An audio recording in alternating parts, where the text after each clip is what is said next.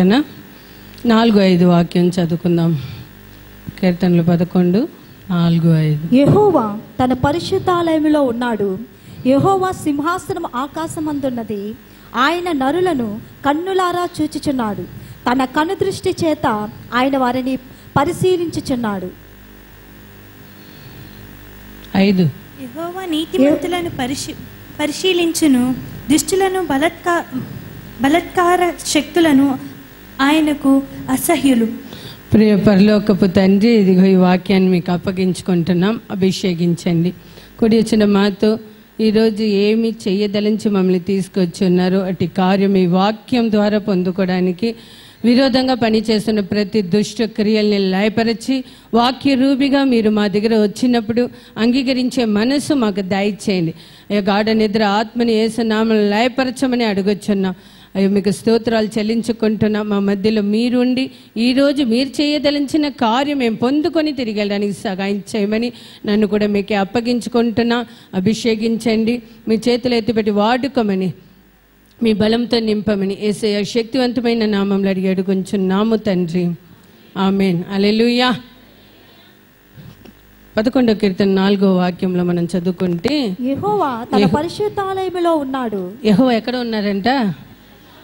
అంటే ఎక్కడ ఉన్నారు? ఇక్కడ ఉన్నారు.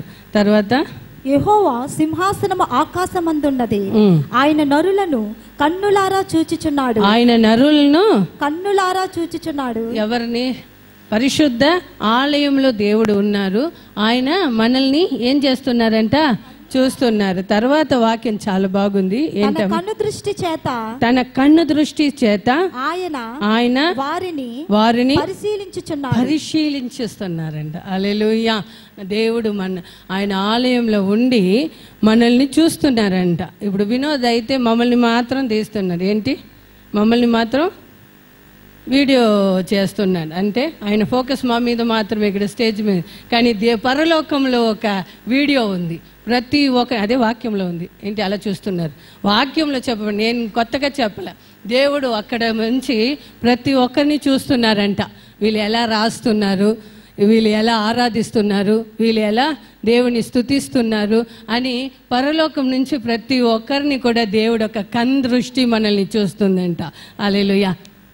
తెలుగులో ఏమంటారు? ఆవిలంత. ఎంతమంది పూర్ణ మనసుతో ఆరాధిస్తున్నారు, ఎంతమంది ఆవిలతో కొట్టావి అంటారు తమిళ్లో ఆరాధిస్తున్నారు, ఎంతమంది ఏడుస్తా అయ్యో అక్కడ వచ్చి ఇక్కడ వచ్చాము అని ఎవరు ఎలా ఆరాధిస్తున్నారని మనల్ని దేవుడు చూస్తున్నారంట. 4వ వాక్యం చివరిలో తన కనుదృష్టి చేత, కనుదృష్టి ఉంది తెలుగులో. తమిళ్లో కను రప్ప, ఇది రప్ప అంటారు కదా, కను రప్ప ద్వారా మనల్ని పరిశీలిస్తున్నారంట, శోధిస్తున్నారంట. హల్లెలూయా. నేను ఈరోజు ధ్యాన వాక్యంగా 5వ వాక్యం నుంచి, 5వ వాక్యం ఏంటమ్మా? యెహోవా నీతిమంతులను పరిశీలించును. యెహోవా నీతిమంతుల్ని పరిశీలించును. హల్లెలూయా. తమిళ ఎలా ఉందంటే యెహోవా నీతిమంతుల్ని శోధించి அறிந்திருக்கிறார் சொல்லுங்க. శోధించి ఎరిగి ఉన్నారంట. హల్లెలూయా. తెలుసుకుంటున్నారు. ఎంతమందికి అర్థమైంది? యెహోవా నీతిమంతుల్ని శోధించి తెలుసుకుంటారంట. హల్లెలూయా. ఈరోజు ధ్యాన వాక్యం, ఈరోజు మన మెసేజ్కి ఒక హెడ్డింగ్ ఏంటయ్యా అంటే శోధన. అందరికీ భయం. శోధన అంటే టెస్ట్, ఎగ్జామ్ అంటే అందరికీ భయమే. ఇప్పుడు రిజల్ట్ రాబోతుంది. పరిశోధన అని తెలుగులో ఉంది, శోధన పరిశోధన తెలుగులో. మరి రాబోతున్న శుక్రవారమో శనివారమో 10th రిజల్ట్ అంట. Exam 10th 14th 15th result రాబోతుంది. ఇప్పుడు ఎలా ఉంటుందంటే చాలామంది సంతోషంగా ఉంటుంది. ఎందుకు ఆ ఎగ్జామ్ పెడుతున్నారు పిల్లలకంటే? ఎందుకు పెడుతున్నారు చెప్పండి? ఎందుకు అనుష పెట్టారు నీకు 10th ఎగ్జాము? ఎందుకు పెట్టకుండా 11th వెళ్ళిపోవచ్చు కదా? ఎందుకు పెట్టారు? వాళ్ళొక చదువు, ఒక స్టాండర్డ్ తెలుసుకోవడానికి. దేవుడు ఎవరిని శోధిస్తున్నారంటే కొంచెంసేపు మీరు వింటే తర్వాత మీకు ఇష్టమైన వాక్యం కూడా వస్తుంది, ఆశీర్వాదం కూడా. హల్లెలూయా. దేవుడు ఎందుకు ఎవరిని శోధిస్తున్నాడని వాక్యం చెప్తుండంటే, మొదటిగా ఎవరిని పడితే వాళ్ళని దేవుడు శోధించరు. ఎవరిని శోధిస్తున్నాడంట? నీతిమంతుల్ని యెహోవా శోధిస్తున్నాడు. ఎందుకంటే మన ఒక స్పిరిచువల్ స్టాండర్డ్ అంటే మన యొక్క ఆత్మీయ స్థితిగతులు తెలుసుకోవడానికి దేవుడు మనల్ని శోధిస్తున్నాడు. హల్లెలూయా.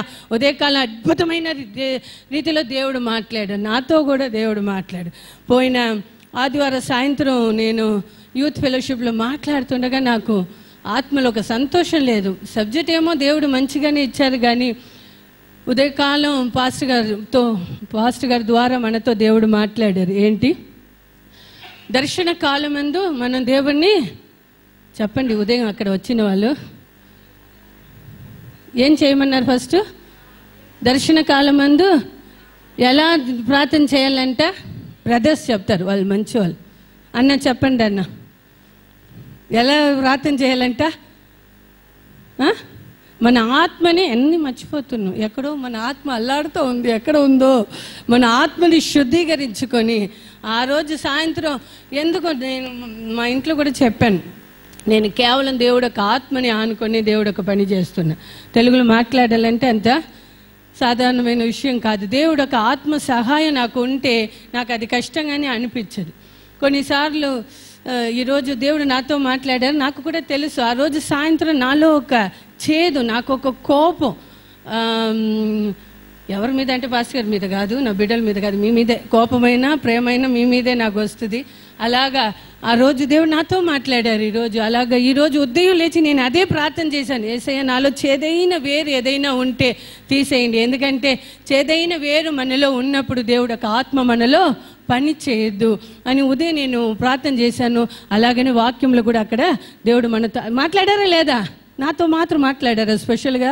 డేవిడ్ నీకు కూడా చెప్పారా? ఏం చేయాలంటే ఉదయం లేచి నాకు అది ఇవ్వు ఇది ఇవ్వు అని కాదు, మన ఆత్మని శుద్ధీకరించుకోవాలి అని ఉదయకాలం దేవుడు మనతో అద్భుతమైన రీతిలో ఇంకా ఉన్న పాయింట్ కూడా చెప్పి ఉంటే బాగుంటుంది అనిపించి. ఏనెన్సి అవునా కాదా? ఎక్కడ ఉన్నావు? ఇక్కడ ఉన్నావా? హల్లెలూయా. దేవుడి సన్నిధికి వచ్చినప్పుడు మనం సంతోషంగా ఉండాలి. ఎన్ని బాధలు ఉన్నా, ఎన్ని కష్టం ఉన్నా, ఏది గుర్తొచ్చినా దేవుడి సన్నిధిలో ఎలా ఉండాలి సైమను? సంతోషంగా ఉన్న తల్లి ఆయనే, తండ్రి ఆయనే, సమస్తముగా ఆయన మనకు సంతోషాన్ని ఇస్తాడు. ఉదయకాలం అక్కడ మాట్లాడారు కదా, సంతోషంగా ఉంటే డబుల్ సంతోషంతో తిరిగి వెళ్తాం. ఏడుపు మొహంతో ఉంటే సంతోషంగానే వెళ్తారు. మీరు ఏడ్చి వెళ్ళడం మాకు ఇష్టం కాదు కాబట్టి. హల్లెలూయా. ఈరోజు కూడా దేవుడు చెప్తున్నాడు, నీతిమంతుల్ని దేవుడు శోధించి తెలుసుకుంటారంట. ఎందుకయ్యా శోధన అంటే మన ఒక ఆత్మీయ స్థితి ఎలా ఉంది, మనం ఎలా భక్తి చేస్తున్నాం. ఉదయకాలం అక్కడ దేవుడు మనతో మాట్లాడి ఉన్నారు, ఎలా భక్తి చేస్తున్నాం, ఎలా ప్రార్థన చేస్తున్నాం, ఎలా పరిశుద్ధమైన జీవితం మనం జీవిస్తున్నాం అని మనల్ని దేవుడు శోధిస్తున్నాడు.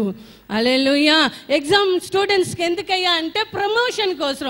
ఎగ్జామ్ రిజల్ట్ వచ్చినప్పుడు వాళ్ళ తర్వాత క్లాస్కి వెళ్తారు. తర్వాత ఉద్యోగంలో కూడా చూస్తే సురేష్ పాల్ ఎక్కడ కనపడలే. ఎక్కడ సురేష్? అక్కడ ఉన్నావా? పాస్టర్ గారు చెప్తారు, నువ్వు సురేష్ ఎందుకు అన్నిసార్లు చెప్తావు, నా పేరు చెప్పలేక స్టేజ్లో చెప్తున్నావా అంటున్నారు. హల్లెలూయా. సురేష్ కూడా ఎగ్జామ్ రాస్తూనే ఉన్నాడు. ఎందుకు సురేష్ రాస్తున్నావు? ప్రమోషన్ కోసం. హల్లెలూయా. 40-45 అయినా రాస్తూ ఉంటారు. ఎందుకంటే ఇంక్రిమెంట్, ప్రమోషన్ ఎందుకు? శాలరీ పెరగడానికి, ఇంక్రిమెంట్ రావడానికి అని. ఎగ్జామ్ ఎందుకంటే మనకు ఒక ప్రమోషన్ రావడానికి. నీతిమంతుల్ని కూడా దేవుడు ఎందుకయ్యా శోధిస్తున్నాడంటే మన ఉన్నతమైన శోధన తర్వాత ఒక మహిమకరమైన ఆశీర్వాదం దేవుడు మనకి ఇస్తాడు. ఈరోజు నువ్వు శోధనలో ఉంటే రేపు ఒక మహిమైన ఒక గొప్ప ఆశీర్వాదం నీకోసం దేవుడు సిద్ధపరిచి ఉంటారు. హల్లెలూయా. శోధన అంటే మనం శోధన అంటే ఇష్టపడము. ఆశీర్వాదం అంతే ఎంతైనా పొందుకుంటాం, కానీ శోధన అంటే అంతగా ఆశపడము. కానీ ఒక శోధన తర్వాత గొప్ప ఘనత, గొప్ప ఆశీర్వాదం. నీ దేవుడందు నీ ప్రేమ ఎలా ఉంది, నీ నిజాయితీ, నీ యథార్థత, నీ భక్తి, నీ పరిశుద్ధత ఎలా ఉందని దేవుడు మనల్ని శోధిస్తున్నాడు. ద్వితీయోపదేశకాండం డ్యూటానమీ 8వ అధ్యాయం 2వ వాక్యం చదువుకుంటే మరియు నీవు ఆయన ఆజ్ఞలను గైకొందువో లేదో. నిదానంగా చదువు. దేవుడు ఎందుకయ్యా శోధిస్తున్నారంటే మరియు నీవు ఆయన ఆజ్ఞలను గైకొందువో లేదో నిన్ను శోధించి నీ హృదయములనున్నది తెలుసుకొనుటకు. హల్లెలూయా. నేను చెప్పాను ఎందుకయ్యా శోధిస్తున్నారంటే నీ ఆజ్ఞని. డ్యూట్రానమీ 8వ అధ్యాయం 2 ద్వితీయోపదేశకాండం 8వ అధ్యాయం 2వ వాక్యం. ఎందుకు శోధిస్తున్నారంటే నువ్వు ఆయన ఆజ్ఞలను గైకొందువో పాటిస్తున్నావా లేదా నిన్ను శోధించి నీ హృదయంలో ఉన్నది తెలుసుకొనుటకు నిన్ను అనచు నిమిత్తమును అరణ్యములో ఈ చాలు తెలుసుకోవడం నిమిత్తం దేవుడు నిన్ను శోధిస్తున్నాడు.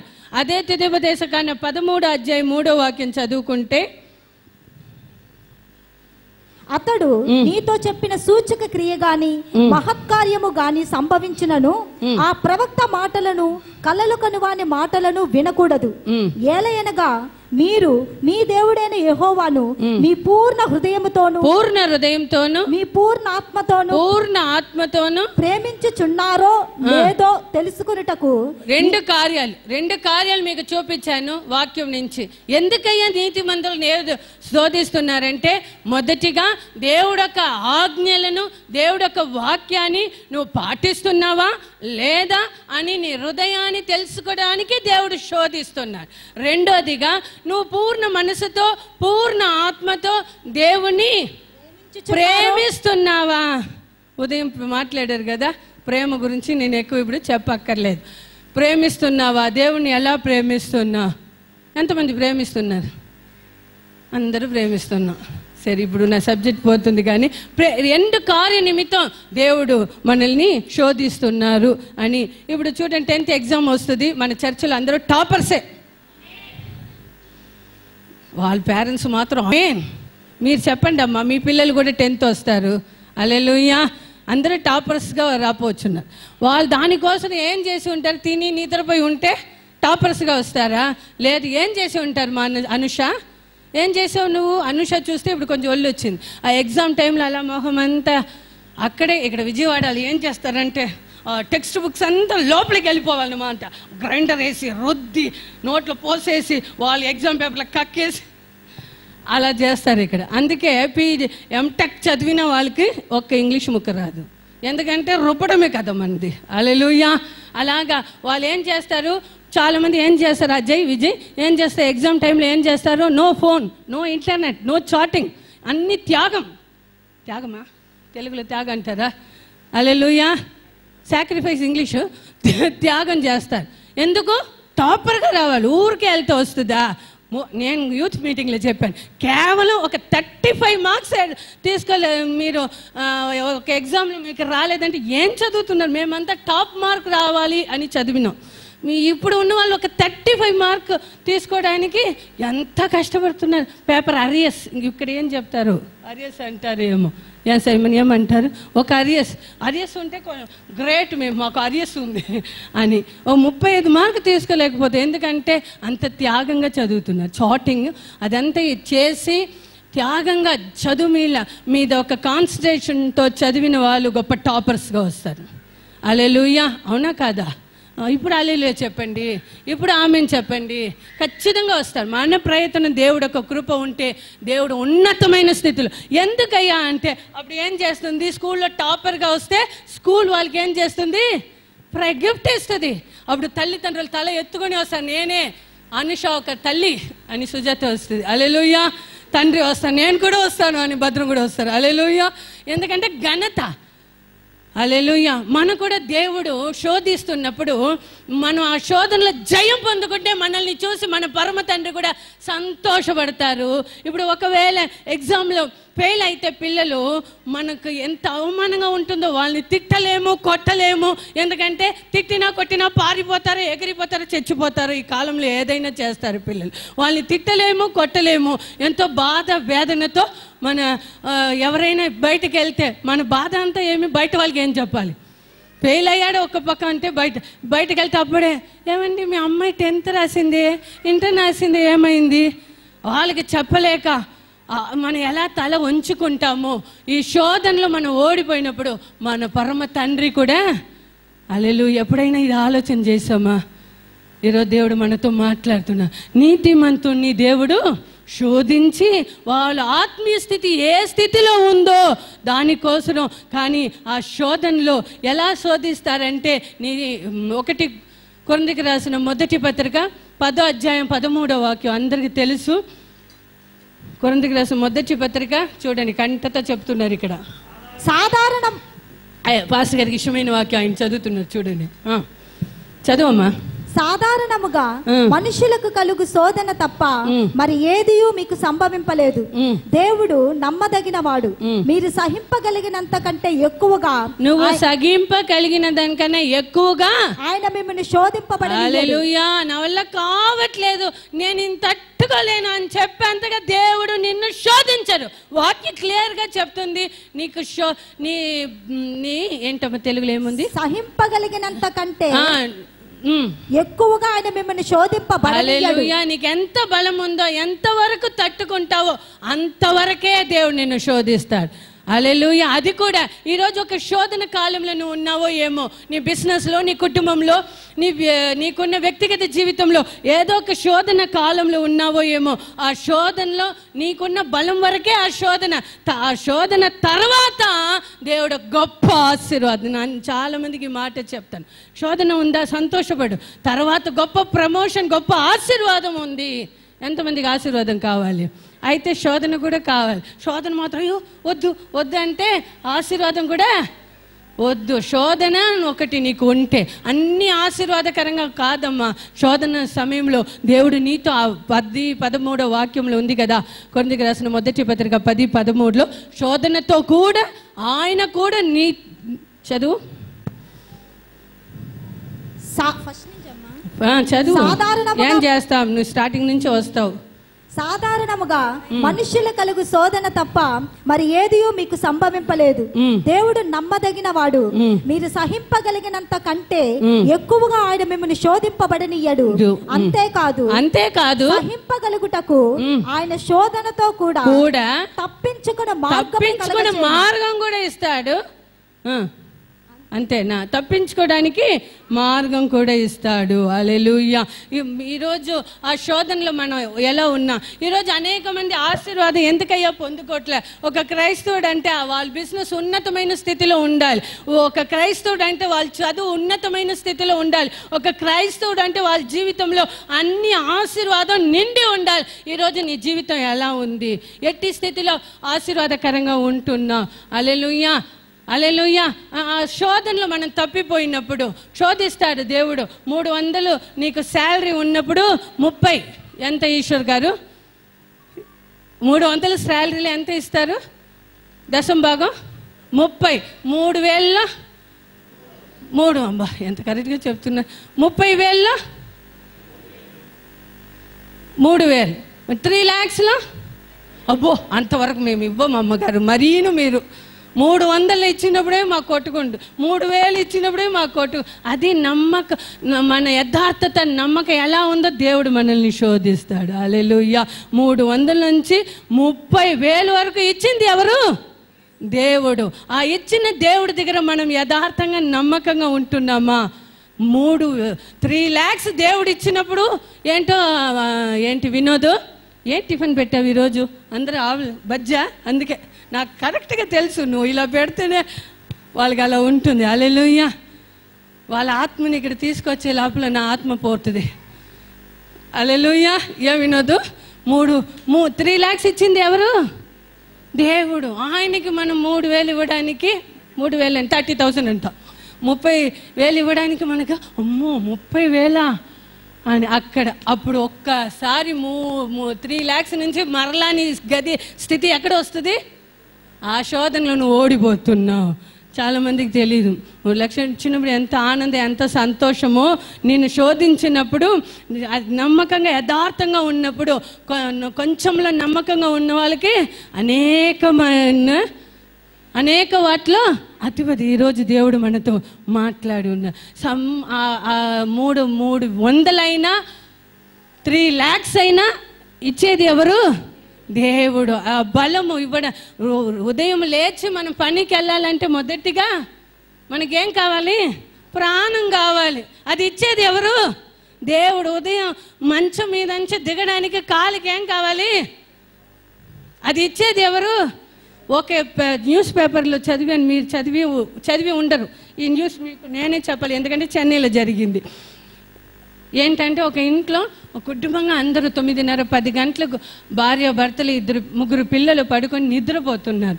ఒక లారీ ఇంటి లోపలికి వెళ్ళి కుటుంబం అంతా ఒకే రోజు రాత్రిలో నిద్ర పరలోకం వెళ్ళారు, నరకం వెళ్ళారు వాళ్ళు, హైందవులు క్రైస్తవులు.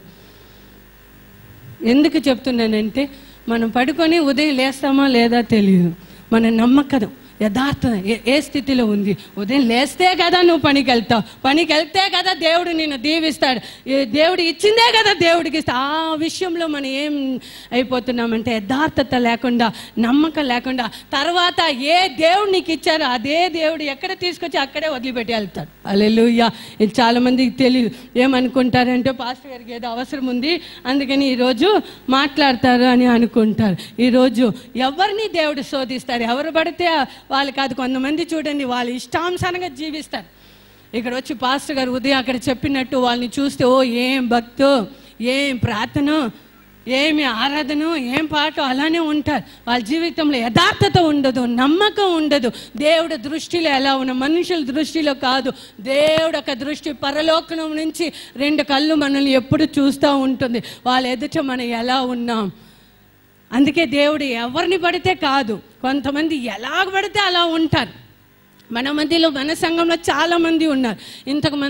ఇంతకుముందు వేరే చర్చికి వెళ్ళి వేరే అంటే ఇలాంటి ఫుల్ గాస్పల్ చర్చ్ కాకుండా నామినల్ క్రిస్టియన్గా ఉండి అప్పుడప్పుడు దేవుడికి వెళ్ళి హలో చెప్పి వచ్చి ఉన్నతమైన ఆశీర్వాదం వాళ్ళు వ్యాపారాలను పొందుకొని మరలా అన్నిటినీ కోల్పోయి మరలా దేవుడు ఇక్కడ చేర్చి ఈరోజు అదే స్థితికి దేవుడు వాళ్ళని తీసుకొచ్చే ఉన్నతమైన సాక్షులు మన మధ్యలో ఉంది. హల్లెలూయా.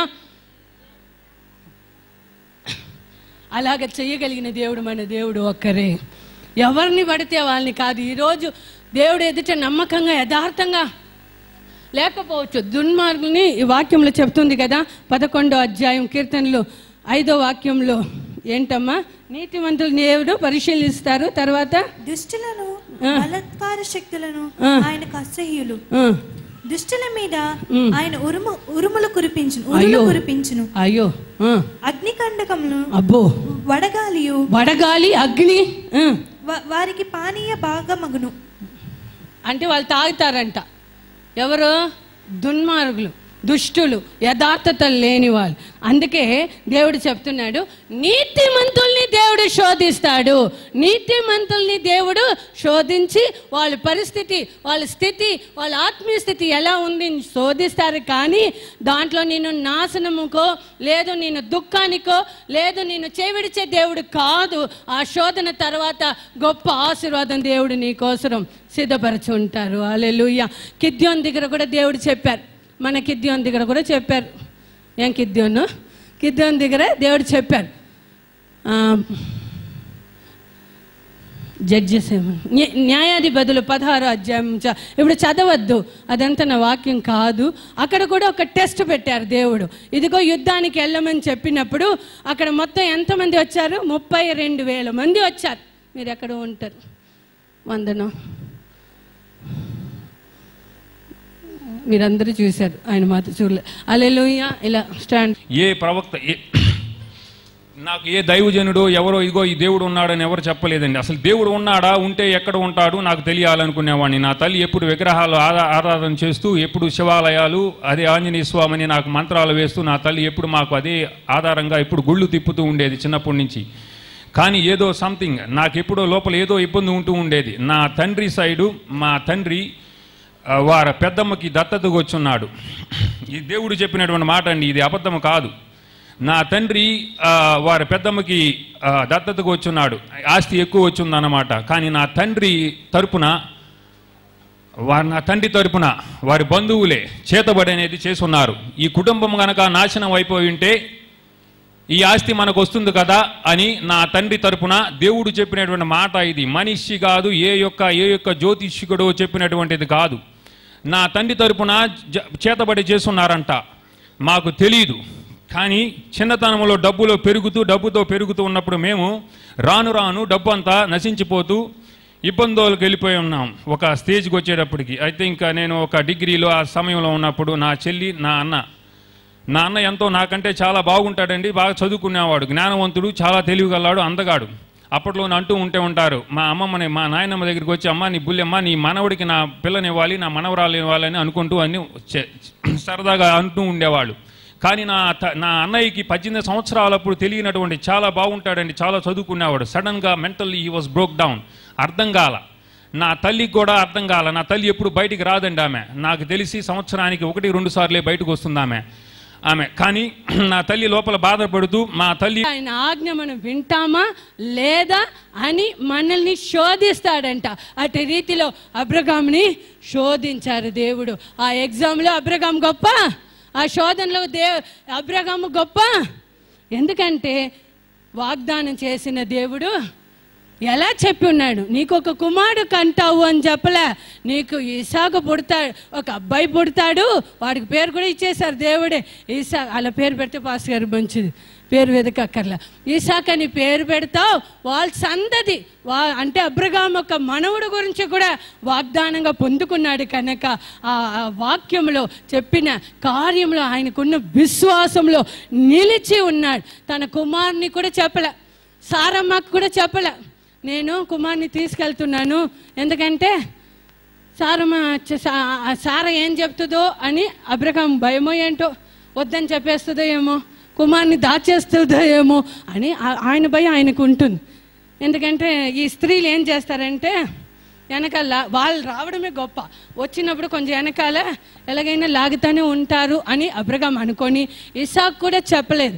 ఎందుకంటే అక్కడ వెళ్ళి వాళ్ళ పని వాళ్ళు కూడా ఏం చెప్పి వెళ్ళారు, మేము వెళ్ళి వస్తాం, నేను వస్తాను చెప్పలే, ఇదిగో ఇసాకుని నేను బలి అర్పించి వస్తాను చెప్పలే, కుమార్ని వదిలేసి వస్తాను చెప్పలే.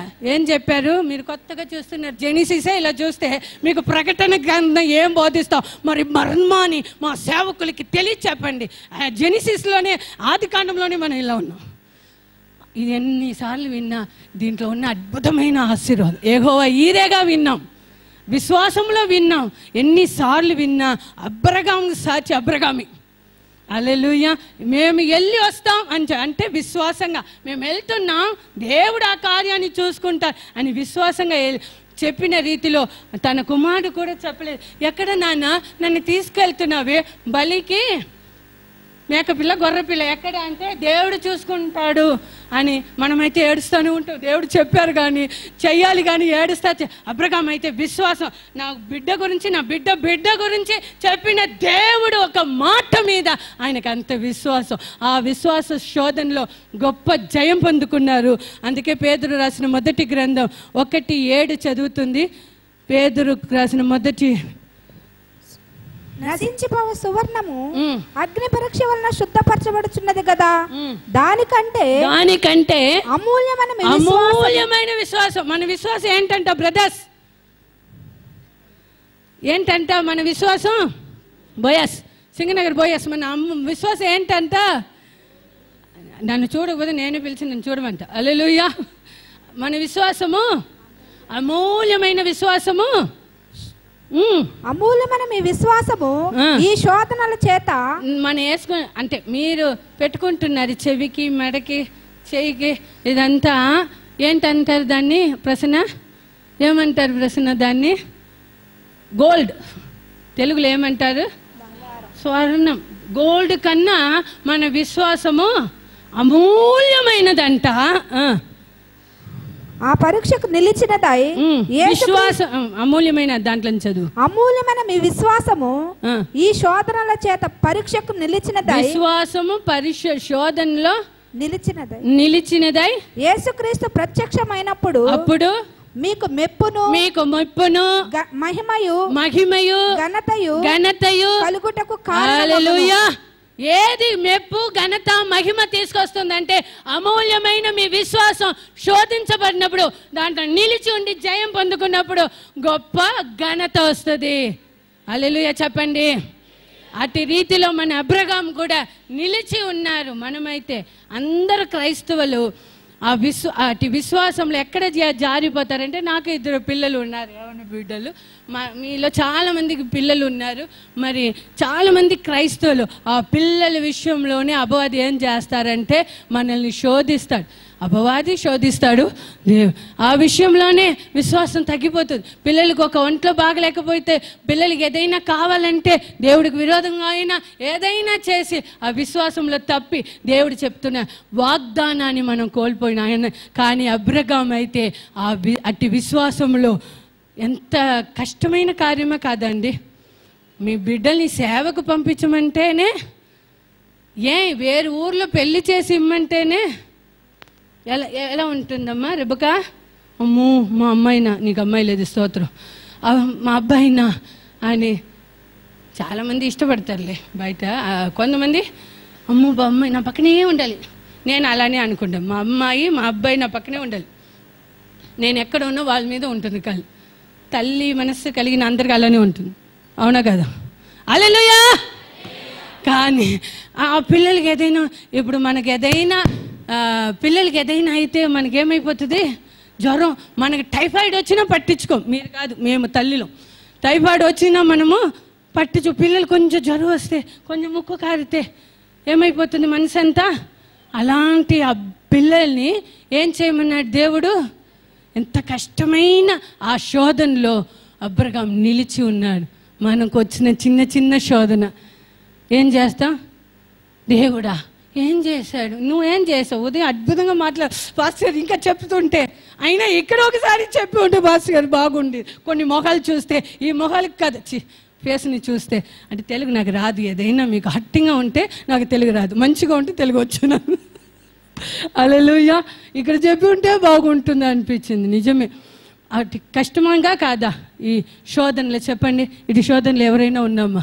కనీసం ఈ జ్వల్స్ దేవుడి కోసం అర్పించడానికి, అమ్మో జ్వల్సా, తెల్ల చీర కట్టుకోవడానికే మనం కష్టపడతాం. తెల్ల చీర, హల్లెలూయా. అందరూ కట్టుకోలేరు. దానికైనా ఒక మహిమ ఉంది, దానికైనా ఒక అభిషేకం ఉంది. హల్లెలూయా. ఎంత వర్క్ చీరకు ఉండదు, మీ నగలకు ఉండదు మాలో ఉన్న మహిమ. హల్లెలూయా. కొంతమంది ఒప్పుకుంటారు, కొంతమంది నగలకే ఉందమ్మా అందుకే మేము చేర్చి పెట్టుకుంటున్నాం అంటారు. హల్లెలూయా. ఆ శోధన కొంతమందికి, నాకైతే జారిపోయేది అదే పాస్టర్ గారు ముడి వేశారు కదా, అది జారిపోయేది. ఆరాధన చేస్తుంటే గాజులు ఎగిరిపోయేది. అయినా మా అత్తగారు, మా ఆయన, నువ్వు దేవుడు చెప్పినా మాకు కూడా పాస్టర్ గారు చెప్పారు, ఈరోజు పాస్టర్ గారు, అప్పుడు మా ఆయన, అప్పుడు దేవుడు నాకు కూడా చెప్పని. ఆయనకి ఏంటంటే 3 అన్నయ్యలు ఉన్న 3 బావమరిదులు వచ్చి ఏదైనా చేస్తారని భయం. ఇవన్నీ కోల్పోయి నా చెల్లిని ఇలా చేసావా అనే భయం. దేవుడు చెప్పినప్పుడు వెంటనే నేను అనుభవిస్తున్న ఈ రోజుకి దేవుడు నిమిత్తం మనం చేస్తున్న కార్యానికి గొప్ప ఆశీర్వాదం ఉంటుంది. చిన్నదైనా పెద్దదైనా దేవుడు దృష్టిలో అది గొప్ప ఆశీర్వాదాన్ని తీసుకొస్తుంది. ఆ శోధనలో నాకు శోధన 1 రోజు కాదు, 2 రోజు కాదు, 1 year అన్నమాట. దేవుడేమో నగలు తీసే అంటున్నా, ఇంట్లో ఏమో ఒప్పుకోవట్లేదు. పాస్టర్ గారు ఒప్పుకోకుండా కాదు, మా అమ్మ ఇల్లు పక్కనే ఉంది, 3 బావమరుదులు, అదంతా తీసేస్తే అన్నీ తీసేసావా ఇది కూడా అని, కష్టంలో అన్నీ ఇచ్చేసావా అనుకుంటారు అని ఆయన శోధన నేనేం చేశాను తట్టుకోలేకపోతున్నా, ఆరాధనకి వెళ్తే అన్నీ పడిపోతుంది. అప్పుడు దేవుడు నీ మార్గాన్ని నాకు అప్పగించు అని 34వ కీర్తన నుంచి దేవుడు మాట్లాడారు. ఒకరోజు మా ఇంట్లో ప్రార్థన జరిగినప్పుడు, నెక్స్ట్ డే ఆదివారం లేచాను, స్నానానికి వెళ్ళినప్పుడు నా మెడలో ఉన్నది అన్నీ తీసి పెట్టేశాను. పాస్టర్ గారు అందరూ చర్చికి బయలుదేరుతున్నాం, మీకు తెలిసే ఉంటుంది, పాస్టర్ గారిని చాలాసారి చెప్పారు. పాస్టర్ గారి మాట అంతగా నేను ఎప్పుడు కాదని చెప్పను. మరి అన్నీ తీసి బయలుదేరుతున్నాం. పాస్టర్ గారు చెప్పారు, ఎక్కడ ఏమీ వేసుకోలేదు, ఏంటంటే దేవుడు నాతో మాట్లాడారు, ఇంకా నా వల్ల కాదు, దేవుడికి సమర్పించుకున్నాను, ఇంకా దేవుడు చూసుకుంటారు అన్న. అంటే నేను రాను, నువ్వు వెళ్ళు చర్చికి, నేను రాను అన్నారు. మేము 8 మంది చర్చికి వెళ్తాం. ట్రైన్ అంతా ఏడుస్తా వెళ్ళాను, ఈయన రాలేదు. అయినా మానేసి నువ్వు వెళ్ళకపోతే నేను వెళ్ళను అని మీలాగా చెప్పలేదు, అందుకే పాస్టర్ అయ్యాను. సురేష్ అని అప్పుడు పాస్టర్ గారు ట్రైన్లో అంతా ఏడుపు, అందరు కలిసి వెళ్తాం. అప్పుడప్పుడే దేవుని తెలుసుకున్నా. ట్రైన్లో ఏడుస్తే వెళ్ళాను. మా ఆడపడుచు పిల్లలు నాతో ఉన్నారు. వాళ్ళు ఎంజాయ్ వాళ్ళకి ఉంటుంది, మా బాధ వాళ్ళకి ఏంటి. ఆ తర్వాత అక్కడ వెళ్ళి ఆరాధనలు అప్పగించాను. యేసయ్య నువ్వే నాతో మాట్లాడి ఉంటే నా భర్తను నువ్వు తీసుకురా, నువ్వే మాట్లాడని అప్పగించుకొని ఆయనని ఆరాధన చేస్తూ ఉన్నాను. దేవుడు మాట్లాడుతున్నారు. నా కుమార్తెని ఎన్నుకొని నేనే ఆ మాట చెప్పాను. అయ్యో ఇదంతా ఆయన వింటే బాగుంటుంది అనుకొని కళ్ళు తెరిస్తే పాస్టర్గా నాకన్నా ముందుగా అక్కడ ఆరాధన చేస్తున్నారు కన్నీటితో. హల్లెలూయా. నా దేవుడు యొక్క కార్యాలు అలా ఉంటుంది. దేవుడు మాటకు మన లోబడితే ఎలాంటి వాళ్ళైనా దేవుడు చూసుకుంటారు. హల్లెలూయా. చిన్న కార్యమైన పెద్దదైనా ఆయన శోధన, అది నాకు శోధన. ఒక పక్క భర్త వద్దన్న కార్యం చేశాను, ఒక పక్క ఏంటో దేవుడు మాటకు లోబడాలి. అటు శోధనలు గొప్ప జయం. తర్వాత ఈరోజు మా అబ్బాయి చెప్తాడు, మమ్మీ నీవు మాత్రం నగలు వేసుకుంటే ఎన్ని నగలు ఉండేదో అంటాడు. హల్లెలూయా. తీసాను కాబట్టి దేవుడు అన్ని ఆశీర్వాదం ఇచ్చారు, దేవుడు మాటకు లోబడినప్పుడు. అలాగే చాలా శోధనలు. మరి ఏంటి, ఒక మానస పుట్టాక, ఇంకొకటి అబార్షన్ అయిన తర్వాత ఇంకా పిల్లలే పుట్టరు, పిల్లలే నాకు లేదన్నారు. మా అత్తగారికి ఏమో ఈయన ఒకే కొడుకు. మా అత్తగారి బాధ అంతా ఒక వారిసు కావాలి. అత్తగారికి అంతా అదే బాధ ఉంటుంది. వారిసు మన కనడానికి మన మెషిన్లో మన వారిసు. ఆ అబ్బాయి పుట్టకపోతే సరే అదంతా ఎందుకు, ఇప్పుడు మన ఏంటి సోగ కథ తమిళ్ అది. మరి అలాంటి సమయంలో దేవుడితో నేను ప్రార్థన చేశాను, యేసయ్య మా అత్తగారి నిమిత్తం కాకపోయినా నీ సేవకే మమ్మల్ని పిలిచి ఉంటే, నాకు కుమార్ థైరాయిడ్ వచ్చింది, యూట్రస్లో వీక్గా ఉంది, ఇంకా పిల్లలు పుట్టరు అని చెప్పిన ఆ శోధనలో నాకు పెద్ద ఆశ ఏమీ లేదు. కానీ ఒక అమ్మాయి అయినా, ఆస్తికైనా, ప్రేమకైనా, అందానికైనా అమ్మాయి చాలు అనుకున్నా. కానీ మా అత్తగారు కోరుకుంటున్నారు. మరి సేవలో దేవుడు పిలిచి ఉంటే, మీరు మమ్మల్ని సేవకి పిలిచి ఉంటే నాకు కుమార్ని ఇవ్వు అని ప్రార్థన చేశాం. చాలా రోజుల్లో నేను చేశాను. మరి పాస్టర్ గారు కూడా చేయడం మొదలుపెట్టారు. విజయవాడకు వచ్చిన వెంటనే దేవుడు అద్భుతంగా నాకు శ్యామ్ని దయచేశారు. అందుకే వాళ్ళిద్దరికి 7 years గ్యాప్ అన్నమాట. దేవుడికి సమస్తము సాధ్యం అని ఆ శోధనలు అప్పుడు కన్ఫర్మ్ చేసుకున్నాం, మమ్మల్ని దేవుడు సేవకి పిలిచారు అని. దేవుడికి సమస్తము ఆయన మాటకి మనం లోబడినప్పుడు ఆ శోధనలో నిలిచి ఉంటే, హల్లెలూయా, ఆ శోధనలో నిలిచి ఉన్నప్పుడు జయం దేవుడు ఇస్తాడు. ఆయన చెప్పిన వాగ్దానం అంతా మన జీవితంలో దేవుడు నెరవేర్చాడు. అక్కడ అమూల్యమైన విశ్వాసం శోధించబడినప్పుడు తర్వాత ఏమి, మెప్పు, ఘనత, మహిమ కలుగుతుంది. అబ్రహాము కూడా జరిగింది. అబ్రహాముకి దేవుడు అవార్డు ఇచ్చారు. చూడండి, ఆదికాండం 22వ అధ్యాయం 16-17 వాక్యం చదువుకుంటే, నీవు నీకు ఒక్కడే అయ్యున్నా నీ కుమారుని 22:16-17 ఒక్కడే అయ్యున్న నీ కుమారుని వెనుక తీయక ఈ కార్యము చేసినందున నేను నిన్ను ఆశీర్వదించి ఆకాశ నక్షత్రం వలె సముద్ర తీరమందలి ఇసుక వలెను నీ సంతానమును నిశ్చయముగా నేను విస్తరింపచేస్తాను. నీ సంతతి వారు తమ శత్రువుల గవిని స్వాధీనపరచుకొందురు. హల్లెలూయా. 17 నీవు నా మాట వినినందున భూలోకములోని జనములన్నీయు నీ సంతానము వలన ఆశీర్వదింపబడును.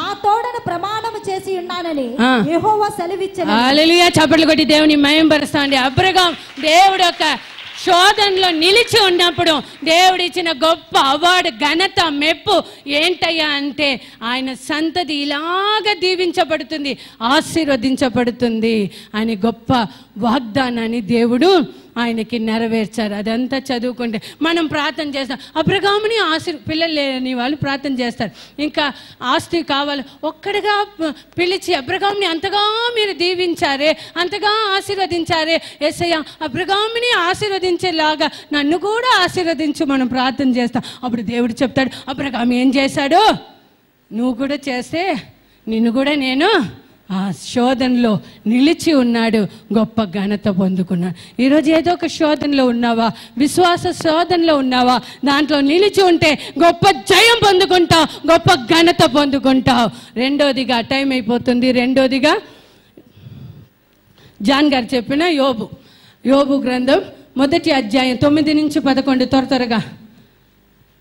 సరే, యోబుని దేంట్లో శోధించారు చెప్పండి? దేంట్లో శోధించారు? అబ్రహాముని విశ్వాసంలో శోధించారు. కొంచెం మనం దేవుడిచ్చిన బుర్ర కూడా పని ఇస్తామండి. దేంట్లో శోధించారు? అబ్రహాముని విశ్వాసంలో, యోబుని యథార్థత. తర్వాత మర్చిపోయామమ్మా, ఇక్కడ వరకు వస్తుంది కానీ బయటికి రావట్లేదు. యోబుని దేంట్లో శోధించారు? యోబుని దేవుడు ఇదంతా మీ ఆలోచన కరెక్టే, కానీ నేను ఈరోజు తీసుకొచ్చిన దేవుడు నాకు చూపించిన కార్యం 9 నుంచి 11 చదువుకుంటే, వాడు భూమి మీద అతని వంటి వాడెవడనూ లేడు అని అడగగా, అపవాది యోబు ఊరికే దేవుని యందు భయభక్తులు కలవాడాయన, నీవు అతనికి అతని ఇంటి వారికి అతనికి కలిగిన సమస్తమునకును చుట్టూ కంచె వేసితివి కదా, నీవు అతని చేతి పనిని దీవించుట చేత అతని ఆస్తి దేశములో బహుగా విస్తరించి ఉన్నది. అయినను నీవిప్పుడు నీ చేయి చాపి అతనికి కలిగిన సమస్తమును మొత్తిన ఎడల అతడు నీ ముఖము ఎదుటనే దూషించి నిన్ను విడిచిపోవును అని. హల్లెలూయా. దేంట్లో శోధించారు తెలుసా? యోబు దేవుని విశ్వాసం, యథార్థత అంతా మన అబ్రహాములో చూసాం. మరి యోబుని దేంట్లో శోధించారంటే, దూషిస్తాడా? యోబు దేవుణ్ణి దూషిస్తాడా? ఎక్కడైనా దూషించాడా? ఎక్కడైనా నేను చూసాను ఎక్కడ? దేవుడు చెప్తున్నారు చూడండి 9వ వాక్యంలో, వాడు భూమి మీద అతని వంటి హల్లెలూయా. వాడంటి వారు ఎవరు? దేవుని మనం గమనించండి. ముగించబోతున్నాం. శోధనలో మనం ఉంటాం. ఏదో వచ్చాము, విన్నాము, అమ్మగారు చెప్పారు, అయ్యగారు చెప్పారని కాకుండా ఈరోజు దేవుడు మనతో శోధనలో ఉండి ఆ శోధన ఎందుకు వస్తుందంటే, నీ గొప్ప ఆశీర్వాదం, గొప్ప ఘనత రావడానికి, దాంట్లో నువ్వు నిలిచి ఉండడానికి దేవుడే దానికి బలం కూడా ఇస్తున్నాడు. దేవుడు మనతో ఉండి తప్పించుకోవడానికి మార్గం కూడా దేవుడు ఇస్తున్నాడు. మొదటిగా విశ్వాస శోధన అబ్రహాం జయించి గొప్ప ఘనత. రెండోదిగా యోబు గురించి దేవుడు చెప్తున్నాడు, ఏంటి ఇలాంటి వారు ఎక్కడైనా ఉన్నారా? తర్వాత నువ్వు ఏం చేసినా, సాతాను దగ్గర చెప్తున్నారు దేవుడు, నువ్వు ఏం చేసినా యోబు నన్ను, మన గురించి దేవుడు కాదుగా, మీ పాస్టర్ గారు చెప్తారా? ఏం చేసినా నా బిడ్డలు దేవుని దూషించరు. దేవుడైతే చెప్తున్నాడు నువ్వు ఏదైనా చెయ్యి. అప్పుడు అపవాది చెప్తున్నాడు, సాతాను చెప్తున్నాడు, ఏంటి మీరు అన్ని చుట్టూ కంచు ఉంచి ఉన్నారు, అన్ని ఆస్తి ఇచ్చి ఉన్నారు, మిమ్మల్ని ఎలా దూషిస్తాడు అంటే 11వ వాక్యంలో, అయినను నీవు ఇప్పుడు నీ చేయి చాపి అతనికి కలిగిన సమస్తమును మొత్తిన ఎడల అతడు నీ ముఖము ఎదుటనే దూషించి. అన్ని కోల్పోతే మొదటి శోధన, ఒక 3 శోధనలు చూపిస్తాను మీకు. మనలో చాలామంది ఆ శోధన, చాలామంది చెప్తారు యోబుకి ఏమొచ్చింది, నాకు దానికన్నా గొప్ప శోధన. నీ మొహం, యోబు శోధన తెలుసా మీకు? యోబు వల్ల మీకు చూపిస్తాను చూడండి కొన్ని కార్యాలు మాత్రం. యోబుకి ఏమేమి శోధన వచ్చిందంటే, మొదటిగా అన్నిటినీ మీరు ఆయనకున్న అన్నిటి మీద మీరు చేతులు చాపి తీసేస్తే మిమ్మల్ని దూషిస్తాడు అంటే ఓకే చెయ్యి అన్నారు. ఓకే నువ్వు ఛాలెంజ్గా చెప్పాడు. నాకు నిజంగా నిన్న రాత్రి నా భక్తి గురించి నేను మరి పాస్టర్ గారి దగ్గర కూడా చెప్పాను. 12:30 1 అయింది నిన్న పడుకోవడానికి, ప్రార్థన చేసి నేను వాక్యం ధ్యానిస్తుండగా ఒకసారి నాకు ఇలాంటి ఛాలెంజ్ చేయగలిగిన ఒక భక్తి మనలో ఉందా అని నేను ఒకసారి నన్ను పరిశోధన చేసుకున్నా. ఈ వాక్యం నా వరకు నాకు ఎంతో బలం ఇచ్చింది. నేను ఉదయం వరకు లేని బలము రాత్రి గొప్ప బలం దేవుడు నాకు ఇచ్చాడనమాట. నా విశ్వాసంలో మరి నాకు ఉన్న భక్తులు ఉదయకాలం అద్భుతంగా దేవుడు మాట్లాడి ఇంకా కొంచెం నాకు బలం ఇచ్చాడనమాట. హల్లెలూయా. ఓయ్ హల్లెలూయా. ఏదైనా ఛాలెంజ్గా చెప్తున్నారు. యోబు గారి నిమిత్తం దేవుడు చెప్తున్నాడు నువ్వు ఏదైనా చేసుకో, ఆయన నన్ను దూషించాడు. ఎంత నమ్మకం అండి! యోబు కూడా నీతిమంతుడని మొదటి అధ్యాయంలో మనము దేవుడే చెప్తున్నాడు. యోబు నీతిమంతుడు. ఎవరిని దేవుడు శోధిస్తాడంట? నీతిమంతులు. యోబు నీతిమంతుడు కనుక అపవాది వచ్చినప్పుడు నువ్వు చేసుకో ఏదైనా మొదటి శోధన, అన్నిటినీ తీసేస్తే ఆయన నిన్ను దూషిస్తాడు. అబ్రహాము అయినా పర్వాలే. అబ్రహాము కన్నా గొప్ప శోధన ఎవరికి వచ్చింది? యోబుకు. 10 మంది పిల్లలు. ఆ కింద వాక్యం అంతా చదువుకుంటే పాస్టర్ ఎప్పుడు చెప్తారు కదా, యోబు ఇంట్లో పని చేసిన వ్యక్తిలాగా కొంతమంది బ్యాడ్ న్యూసే. వాళ్ళ గురించి వీళ్ళ గురించి, వీళ్ళు మంచి వాళ్ళు కాదు, వాళ్ళు ఇలాంటి వాళ్ళు, అలాంటి వాళ్ళు, అది పోయింది ఇది పోయింది, అలాగా ఆ లైన్ అంతా మీరు చదివితే, ఆ వాక్యం అంతా చదివితే ఒక్కొక్క న్యూస్. మీకున్న ఆస్తి పోయింది, మీకున్న పని వాళ్ళంతా పోయారు, అన్ని బ్యాడ్ న్యూస్లే మాట. బాగా వినండి, దేవుడు ఎంత అద్భుతంగా నాతో నిన్న రాత్రి మాట్లాడారు. మొదటిగా ఆయనను శోధించినప్పుడు అన్ని తీసేస్తే అన్నీ పోయింది. అప్పుడు యోబు ఏం చెప్తున్నారంటే 21-22 వాక్యం చదువుకుంటే, నేను నా తల్లి గర్భముల నుండి దిగంబరునే వచ్చి తిని దిగంబరునే అక్కడికి తిరిగి వెళ్ళెదను. యెహోవా ఇచ్చెను, యెహోవా తీసుకుని పోయెను. యెహోవా నామమునకు స్తుతి కలుగును గాక. ఈ సంగతులలో ఏ విషయమందును యోబు ఏ పాపమును చేయలేదు. హల్లెలూయా. యోబు కోసం మనం ఏం చేయాలో యోబు చెప్తున్నారు 21వ వాక్యంలో. నా తల్లి గర్భంలో ఉండి వచ్చినప్పుడే నేను ఈ ఆస్తి తీసుకొచ్చాను, నా తల్లి గర్భంలో ఉన్నప్పుడే ఈ పని వాళ్ళు, ఈ నాకున్న ఈ యానిమల్స్ అంతా ఉన్నింది అని చెప్పలే. నా తల్లి గర్భం నుంచి వచ్చినప్పుడు వచ్చాను, దిగంబరనే అక్కడికి తిరిగి వెళ్ళేది. నేను చనిపోతే బాక్స్లో ఏం పెట్టరు. కనీసం యోబు చనిపోయినప్పుడు యోబు భార్య కూడా రాదు. అయ్యో ఎంత ప్రేమ అని పిల్లలు కూడా రారు. ఎవరైనా వెళ్ళిపోతారా? ప్రేమ ఉందని. హల్లెలూయా. 1 రోజు 2 రోజు దుఃఖం, తర్వాత మన జీవితం మనది. అలాగా దిగంబరిగా వచ్చాను. నేను వెళ్ళినప్పుడు నేను ఏమీ తీసుకెళ్ళను. ఇక్కడ జీవిస్తున్న కాలంలో దేవుడు నాకు అన్నీ ఇచ్చాడు, దేవుడే తీసుకున్నాడు. దేవుడు నామానికి స్తోత్రం. ఇదండి నిజమైన. నాకు ఎన్నోసార్లు విన్నాను, కానీ నిన్నటి రాత్రి నిజమే కదా, మనం ఏమీ తీసుకురాలి. ఇక్కడ వచ్చినాక దేవుడు ఇచ్చిన చదువైనా, ఆస్తి అయినా, అంతస్తు అయినా, ఏదైనా దేవుడు ఇచ్చింది. పని అయినా, బిజినెస్ అయినా, ఏదైనా దేవుడు ఇచ్చింది. దాంట్లో ఏదైనా తగ్గిపోయినప్పుడు మనం ఎంత బాధపడుతున్నాం. వాక్యం చెప్తుంది, ఆయన ఇచ్చాడు, ఆయన తీర్చుకున్నాడు, ఆయనకి స్తోత్రం. అది మాత్రం కాదు, నెక్స్ట్ వాక్యంలో చెప్తున్నాడు, ఈ సంగతి అన్నిట్లోనూ దేవుణ్ణి యోబు దూషించలేదు. అపవాది చెప్తున్నాడు కదా, అన్నీ ఉన్నాయి అందుకే వాడు నిన్ను దూషించ, అన్నీ పోయింది. అప్పుడు కూడా గొప్పగా చెప్తున్నాడు, దేవుడికి స్తోత్రం.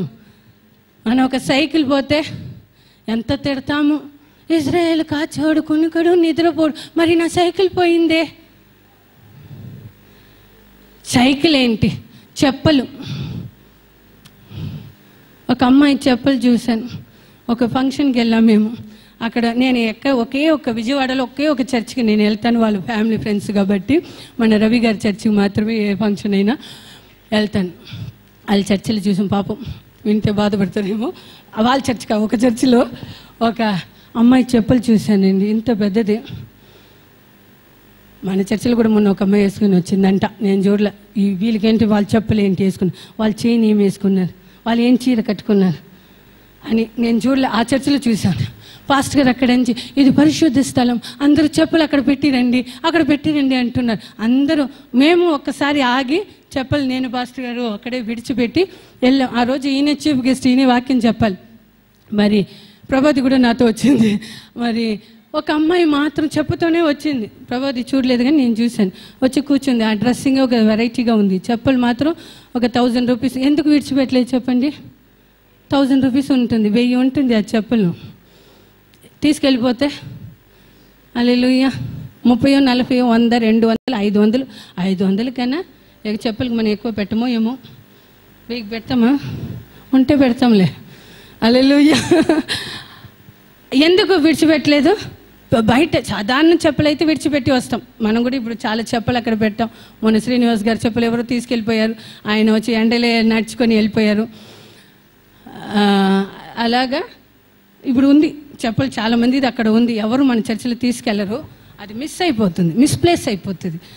అలాగే అమ్మాయి ఎందుకు ఒక సైకిల్ ఒక ముక్క పడక వేసుకోవద్దు అన్నా కూడా అది ఇక్కడ వచ్చి ఆఫరింగ్ బ్యాగ్లో పెట్టి ఉంటే అది పోదు, బీరోలు పెట్టి ఉంటాం, అది కనపడదు.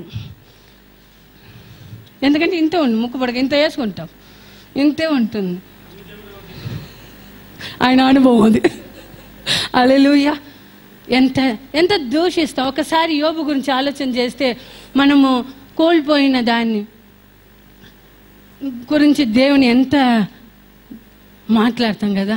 అది 500 ఎక్కడ పెట్టాను, ఎక్కడ పోయిందో తెలియదు, ఇంకా చాలా ఉందిలే అది చెప్పడానికి. కానీ నీకు ఈరోజు ఉన్న చదువు కానీ, ఈరోజు ఉన్న జాబ్ కానీ, ఈరోజు ఉన్న బిజినెస్ కానీ ఎవరిచ్చింది? దేవుడు ఇచ్చింది. హల్లెలూయా.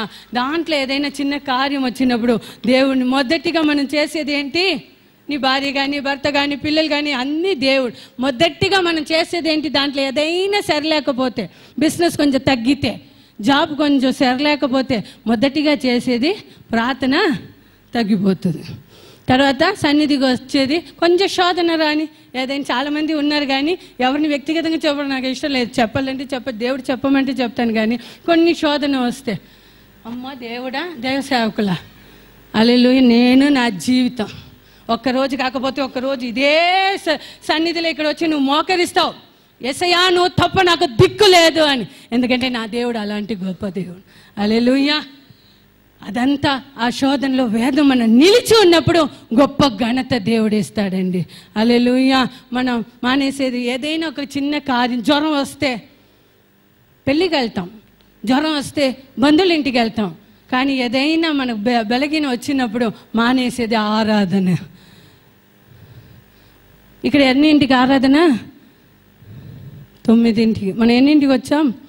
మనం ఒక్కసారి మనల్ని మనము శోధించి, అపవాది యొక్క ఆ ప్లాన్ అంతా యోబుని ఎలాగైనా, రెండో ఒక శోధన కూడా చూపిస్తాను చూడండి. 2:5 యోబు 2:5. చేయి చాపి అతని ఎముకను అతని దేహమును మొత్తిన ఎడల అతడిని ముఖము ఎదుటనే దూషించి నిన్ను విడిచిపోవును అనెను. 2:5లో ఏం చెప్తున్నారు? ఆయన ఎముకల్ని చదవమ్మా. అతని ఎముకను అతని దేహమును మొత్తిన ఎడల అతడు నీ ముఖము ఎదుటనే దూషించి నిన్ను విడిచిపోవును కన్నెను. అప్పుడు ఆ శోధనలో ఎముకల్ని, మరి స్కిన్ డిసీజ్ అన్నీ వచ్చింది. ఆయన ఆ శోధనలో కూడా యోబు గెలిచారు. చూశారు, అపవాది కూడా చూశాడు. ఉచ్చం తల మొదలుకొని శిరస్సు నుంచి కాలు వరకు అన్ని వ్యాధి వచ్చింది. అయినప్పటికీ కూడా ఆ శోధనలో దేవుణ్ణి యోబు దూషించలేదు. చివరిగా అపవాది ఇది కాదులే, ఎక్కడ పట్టాలో అక్కడ పట్టాలని పట్టాడు ఒక చోట. ఎక్కడ? మిసెస్ యోబు. చదవండి 2:9. అతని భార్య వచ్చి ఇంకను యథార్థను వదలకొండవా, దేవుని దూషించే మరణము కమ్మనెను.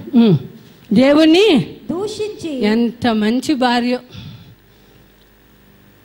నువ్వు లేకపోయినా పర్వాలే, ఎలా చచ్చిపోని చెప్పి ఉంటే సరే, ఏమీ చూడలేదు చచ్చిపోమంటుంది అని చెప్పచ్చు. చూడలేక, ఆ బాధ చూడలేక చచ్చిపోమంటుంది అనుకోవచ్చు. కానీ ఏం చెప్తుంది?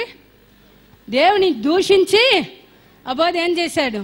ఇక్కడ ఎంతమంది మిసెస్ యోబు ఉన్నారో నాకైతే తెలియదు. భక్తిలో ఒక స్త్రీల కొడికలు నేను ఎక్కువ చెప్తాను. నీ భర్త భక్తిలో వెలగాలంటే అది నీ చేతిలో ఉంది. అది అవునన్నా కాదన్నా ఇదే సత్యం. హల్లెలూయా.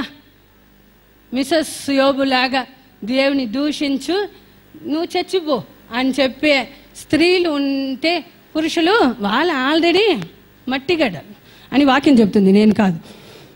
ఇక్కడ చూస్తే 2:7 చూస్తే దానికి యోబు ఏం చెప్తున్నారమ్మా? 2:6లో అందుకు యెహోవా 2:10లో ఉందా? 2:10.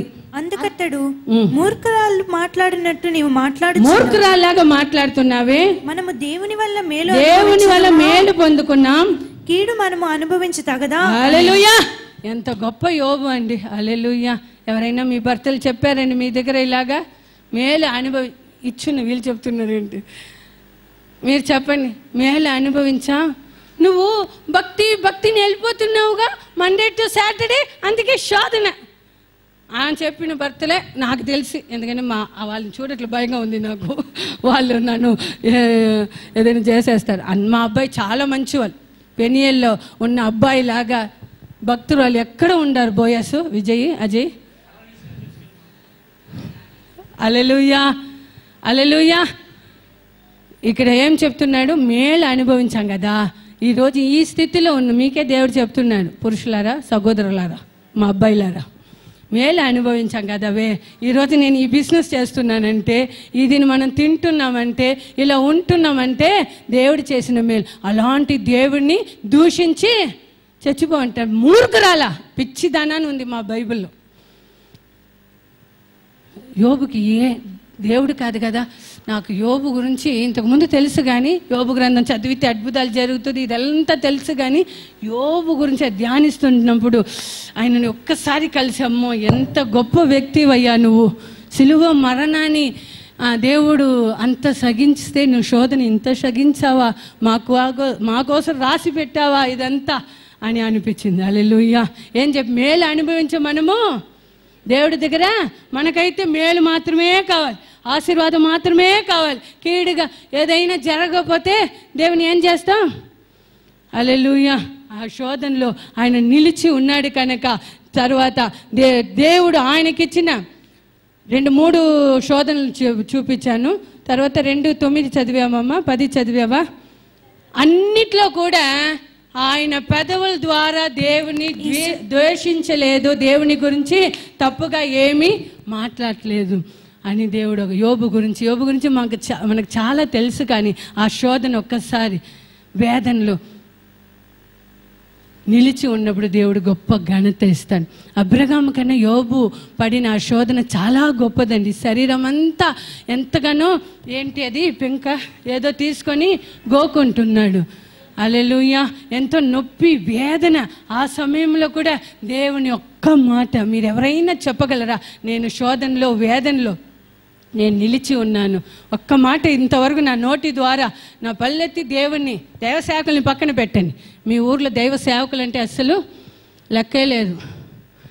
దైవ సేవకులు అంటే అసలు వాళ్ళలో దేవుడు ఉంటారని, దేవుడు ఆత్మ వాళ్ళలో ఉంటుందని ఒక భయమే ఉండదు. మన సేవకుల గురించి నేను చెప్పలే, దేవుడి గురించి నేను ఇంతవరకు ఒక్క మాట కూడా. అన్నీ బాగున్నప్పుడు కాదండి, బిజినెస్ తగ్గినప్పుడు, ఇంట్లో అసమాధానం వచ్చినప్పుడు, ఏం డేవిడ్ మనం ఎలా ఉన్నాం? ఒక్క మాట కూడా నేను ద్వేషించలేదు, దూషించలేదు అని చెప్పగలిగిన ఎవరైనా ఉంటే మీకోసం నేను ఒక సెల కడతాను. హల్లెలూయా. మేరీ దూషించలేదా? నీకోసం మీ ఇంటి దగ్గర ఒక సెల కడతాను.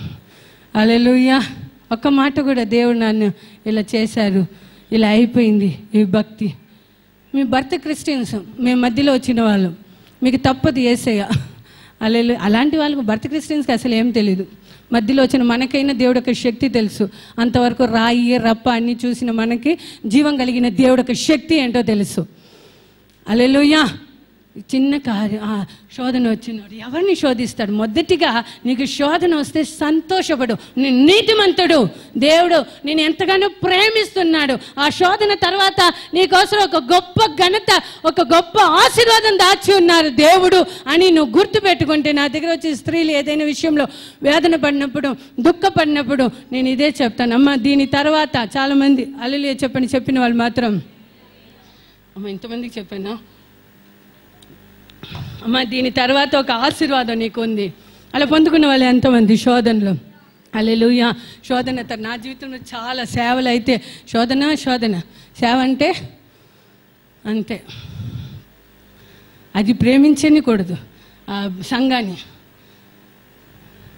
దేవుడే ప్రేమించారు కాబట్టి సిలువ వేశారు దేవుడిని. మేమే పాట దేవుని ఏ మాట ద్వారా మనము టైం అయిపోయింది. మనము నీ నోటి ద్వారా యోబు వల్లే, అబ్రహాము వల్లే విశ్వాస శోధనలో నువ్వు నిలిచి ఉంటే నీ గొప్ప ఘనత ఈరోజు నీకు జరగలేదు. కానీ రాపోవచ్చు. నేను చెప్తాను చాలామందికి, పెళ్ళి అయిన వెంటనే పిల్లలు పుడితే విలువ తెలియదు. ప్రార్థన చేసి పుట్టినప్పుడు, నేను వీడియోలో రాకపోతే నేను అడుగుతాను, ప్రార్థన చేసి పుట్టినప్పుడు అప్పుడు ఇప్పుడు ప్రభు అది అడుగు 7 years తర్వాత హర్షిత పుట్టింది. అందుకే పక్కనే ఉంటుంది హర్షిత. తన కళ్ళు ఎక్కడ చూస్తే హర్షిత మీద ఉంటుంది. ఎందుకు? విలువ తెలుసు. పెళ్ళి అవ్వాలి, పెళ్ళి అవ్వాలి, పెళ్ళి ప్రార్థన చేసి పొందుకుంటే గొప్ప విలువ. అది ఎలా ఉంటుందంటే గొప్ప ఆశీర్వాదకరంగా ఉంటుంది. ఊరికే జరిగిపోతే కాదమ్మా. నీకు ఈరోజు ఒక శోధన నీ బిజినెస్లో. నాకు ప్రవచనంగా దేవుడు చెప్పారు. నాకు ఎవరి బిజినెస్ గురించి తెలీదు, అంత ఇంత తెలిస్తే జున్ను బిజినెస్ గురించి కొంచెం తెలుసు. అంటే వాళ్ళు ఎలా చేస్తారు. ప్రవచనంగా దేవుడు నాకు చెప్పింది, బిజినెస్లో ఏదో ఒక శోధన, ఆర్థికంగా నువ్వు నలిగిపోతున్నావు. ఆ కార్యంలో దేవుడు గొప్ప జయం ఇచ్చి మునుపటికన్నా అధికమైన బిజినెస్ దేవుడు ఇవ్వబోతున్నా. నాకు బలంగా దేవుడు చెప్పిన కార్యం నేను నమ్ముతున్నాను. హల్లెలూయా. మీకు కూడా దేవుడు. కానీ ఏంటి హల్లెలూయా మేము చప్పట్లు కొట్టి కాదు. ఆ శోధనలో నిలిచి ఉన్నప్పుడు దేవుడు ఘనత ఇస్తాడు. విశ్వాస శోధనలో నిలిచి ఉండాలి. తర్వాత నీకు శోధన వచ్చినప్పుడు, కష్టం వచ్చింది, ఈ దేవుని నమ్ముకొని నువ్వు ఏం చేసావు దేవుడు నీకు చేయడానికి? ఎలా భక్తి చేసావు? ఎలా ఆరాధనకి వస్తున్నావు? ఉదయం పాస్టర్ గారు నేను చాలా బాధపడ్డాను. నేను క్యాషువల్గా చెప్పిన ఒక మాట పాస్టర్ గారు ఎంత బాధపడ్డారని చెప్పారు. మధ్యాహ్నం చూసుకుంటా పాస్టర్ గారిని. హల్లెలూయా. మీరు ఏంటి అబ్బాయిని ఇలా వదిలేస్తారు? వాళ్ళ దేవుళ్ళు వెలిగి ఎప్పుడు దేవుడు వస్తాడో ఎప్పుడు మనం పోతామో మనకు తెలియదు. 13 ఏళ్ళుగా ఒక్కరు కూడా వెలగట్లేదు. ఒక్కరిని నమ్మి మీరు సేవని అప్పగించగలరా? ఏదైనా మన ఊరు వెళ్ళినా, ఏదైనా వేరే సేవకి వెళ్ళినా ఏం చేయాలి? పాస్టర్ గారు తప్పుగా అన్ని మీటింగ్ క్యాన్సిల్ చేసుకుంటున్నారు. ఎందుకంటే పురుషులు అలా వెలుగుతున్నారు కనుక. క్యాషువల్గా నేను అడిగాను ఆ మాట. హల్లెలూయా. ఎట్టి రీతిలో మనం ఉన్న దేవుడు ఉదయకాలం అక్కడ మాట్లాడారు. ఆశీర్వాదం అన్ని ఆశీర్వాదం పోయిందండి యోబుకు. చివరికి పిల్లలు కూడా చనిపోయారు. అది ఎంత తట్టుకోలేని, ఎంత గొప్ప బాధ, వేదన. అయినప్పటికీ కూడా ఆయన దూషించలేదు. దేవుడిని గురించి ఒక్క మాట చెప్పలేదు. దేవుడు ఎదుట అలా నిలబడ్డాడు కనుక యోబుని రెట్టింతలుగా ఆశీర్వదించారు. నన్ను కూడా యోబులాగా నువ్వు నిలబడితే శోధనలో నిన్ను కూడా దేవుడు అట్టి రీతిలో యోబుకి ఇచ్చిన ఘనత ఏంటయ్యా అంటే 42వ అధ్యాయంలో మీరు చదువుకుంటే అక్కడ యోబు ఏదంతా కోల్పోయారో అదంతా ఇచ్చారు. మొదటిగా యోబుకు అన్ని శోధనలు 42వ అధ్యాయం నన్ను చూడండి. 42వ అధ్యాయంలో నేను మొదటిగా చెప్పినట్టు యోబుని ఎట్టి రీతిలో శోధన వచ్చిందో మీరు 42వ అధ్యాయం చదివితే అట్టి రీతిలోనే ఆశీర్వాదం. అక్కడేమో దుర్చేది, చెడ్డ వార్తలు, దుర్వార్తలు. ఇక్కడ ఏమో 42వ అధ్యాయంకి వచ్చేసరికి అన్ని శుభవార్తలు. హల్లెలూయా. అందరూ బంధువులందరూ వస్తున్నారు. వచ్చే వాళ్ళు ఒట్టి చేతులతో రాలే, ఏదో ఒకటి తీసుకొచ్చి యోబుకి ఇస్తున్నారు. రెండోదిగా కోల్పోయిన అన్ని గేద, ఇంకేంటమ్మా అదంతా కూడా, ఒంట్లు, గేదెలు అన్నీ కూడా సరే అన్నీ వచ్చింది. ఇంకొక శుభవార్త ఏంటంటే 10 మంది పిల్లలు కూడా పొందుకున్నారు. ఏం చేసేది? ఇంకొక శుభవార్త, వాళ్ళు అలాగే ఊడిపడల, మరలా యోబు భార్య 10 మంది కనింది. ఆయనకు వచ్చిన శుభవార్త, ఆ వయసులో అమ్మాయి కన్సీవ్గా ఉంది. ఇది ఆలోచన చేసినప్పుడు మానస దగ్గర ఈరోజు కాదు ఒకరోజు నేను పంచుకున్నాను. ఇలాగ యోబుకి ఇలా జరిగింది అమ్మా, పిల్లలు ఎలా వచ్చారమ్మా అంటే, మరలా కన్సీవ్ అయి తను పిల్లలు కనింది అంటే, అయితే అబ్రహాముకి ఏ వయసులో నిజంగా దేవుడు తనకని ఒక ప్రత్యేకమైన, నేను ఆలోచన చేయలే, నన్ను అడిగింది. అబ్రహాము 100 ఏళ్ళు, యోబు గారికి రెండోసారి 10 మంది పిల్లలు కలిగినప్పుడు ఆయనకి ఎంత వయసు ఉంటుంది? అమ్మ నేను చూసి చెప్తానమ్మా అని చెప్పాను. హల్లెలూయా. మరలా ఏంటి అంటే భార్య కూడా అదేనా అని అడిగింది. అవును, యోబు మంచివాడు, నీతిమంతుడు, ఒకే భార్య. హల్లెలూయా. అదే భార్యకు మరలా 10 మంది పిల్లలు. ఏదంతా దుశ్చైతిగా చెడ్డ వార్తలుగా ఆయనకు వచ్చిందో మరలా అన్ని మంచి మాటలే. ఈ నెలలో మన చర్చిలో కూడా మంచి మంచి మాటలు దేవుడు ఇవ్వబోతున్నాం. మే, జూన్, జూలైలో పెళ్ళిళ్ళు, కానుపులు అవ్వదు, ప్రెగ్నెన్సీలు, ఆమె చెప్పరా, గొప్ప గొప్ప రిజల్ట్లు, గొప్ప గొప్ప బిజినెస్లు. ఇప్పుడు ఎంత బాగుందో మీ మొహం, మీ ఫేస్లు. ఏంటో మొహం అంటే తిట్టుగానే ఉంటుంది. హల్లెలూయా. దేవుడు చేస్తాడు, ఊరికే మిమ్మల్ని మెప్పించడానికి కాదు. ఇటు కార్యం దేవుడు చేస్తాడు. ఈరోజు నువ్వు శోధనలో ఉన్నావు, ఏదో వేదనలో ఉన్నావు, ఏదో ఒక కార్యంలో నలిగిపోతున్నావు. ఆ శోధనలో నువ్వు నిలిచి ఉండు, దేవుడు జయం ఇస్తాడు. దాని తర్వాత గొప్ప ఆశీర్వాదం దేవుడు ఇస్తాడు. మొదటిగా మంచి ఆరోగ్యం కోల్పోయిన అన్నిటినీ యోబుకు దేవుడు ఇచ్చారు. అన్నిటికన్నా 140 ఏళ్ళు ఆయన ఉన్నాడు. 4 తరాలు యోబు చూశాడంట. నేను ఆలోచన చేశాను, ఎవరైనా ఉన్నారా 4 తరాలు? ఇదంతా ఆలోచన చేస్తాం కనుక మాకు టైం అయిపోతుంది దేవుడు ఒక వాక్యం ధ్యానించడానికి. ఇంత సులువుగా 1 అవర్లో చెప్పడానికి మీకు అలా ఇలా కూర్చుంటారు, టైం చూస్తారు, మీకు చెమట కారిపోతుంది. మేము ఈ 1 గంట వాక్యానికి 4-5 గంటలు దేవుడి సన్నిధిలో గడపాలి. హల్లెలూయా చెప్పండి. హల్లెలూయా. మీరు వచ్చి కొంచెం వాక్యం ఉన్నప్పుడే అలసిపోయి నిద్ర, నేను అస్సలు నిద్ర పోకపోతే నాకు అస్సలు, అలాంటి దేవుడు నాకు బలం ఇచ్చాడు. 12:30 1:30 తర్వాత ఇదంతా యోబు అబ్రహాము అంతా నా కళ్ళలో వచ్చారు. వాళ్ళతో మాట్లాడి ఇలా అంతానే వాక్యం వస్తుంది. ఊరికే అలా తీసుకొచ్చి ఏదో ఒకటి ఇది చేసి చెప్పడం కాదు. దేవుడు ఒక వాక్యము మాలో ఆత్మలో మాకు దేవుడు ఫస్ట్ నేర్పిస్తాడు. నాకు దేవుడు మాట్లాడారు, ఇదంతా శోధనే, నువ్వు నిలిచి ఉండు సేవలో, నన్ను శోధిస్తాడు. నా కుమార్తె ఈ శోధనలో నిలిచి ఉంటుందా? నిలిచి ఉంటే దేవుడు నాకు శోధన ఘనత ఇస్తాడు. పారిపోతే హల్లెలూయా. మీకు కూడా యోబు ఎన్ని ఏళ్ళమ్మా? చివరి 42వ అధ్యాయం చివరి వాక్యం చదివి ముగించుకుందాం. అటు తరువాత యోబు 140 సంవత్సరములు 140 తన కుమారులను కుమారుల కుమారులను 4 తరముల వరకు చూచెను. పిమ్మట యోబు కాలం నిండినవాడై వృద్ధుడై ముసలివాడై ఏమంటారు? పండు ముసలా ఏమంటారు? వృద్ధుడై ఎంత ఆరోగ్యం పోయింది. ఇంకా తల మొదలుకొని శిరస్సు నుంచి పాద వరకు అన్ని వ్యాధులే. అయినా ఆ శోధనలు అన్నీ కూడా ఆయన నిలిచి ఉన్నాడు. దేవుని ఒక్క మాట కూడా ఆయన దూషించలేదు కనుక దేవుడిచ్చిన గొప్ప ఘనత మరలా అన్నిటినీ దేవుడిచ్చాడు.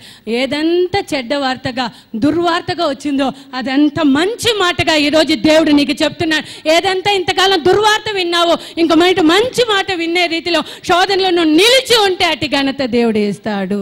యోబు నిమిత్తం చప్పట్లు కొట్టి దేవుని మహిమపరుస్తామండి.